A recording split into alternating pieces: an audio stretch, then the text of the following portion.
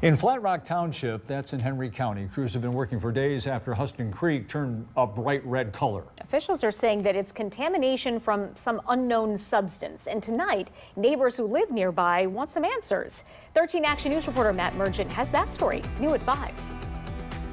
Here on Henry County K Road, just beyond this road closed sign here, officials are saying that the creek has been contaminated by an unknown substance.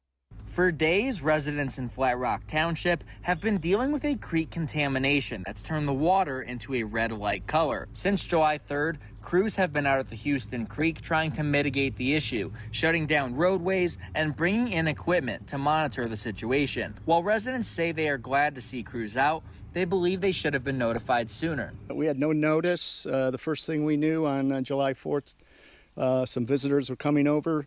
And they said, "Why is your road closed?"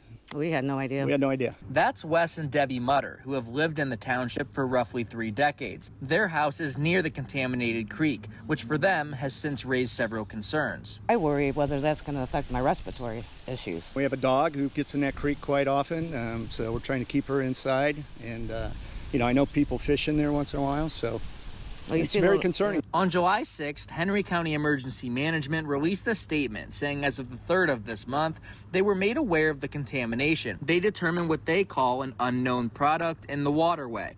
Ohio EPA, ODNR, and the county engineer and emergency management team responded, stating that the contamination has not impacted the Maumee River and there are no safety impacts at this time.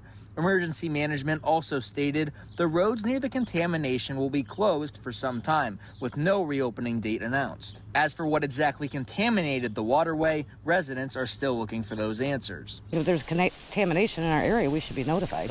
We would like some transparency. Yeah. Matt Mergen, 13 Action News.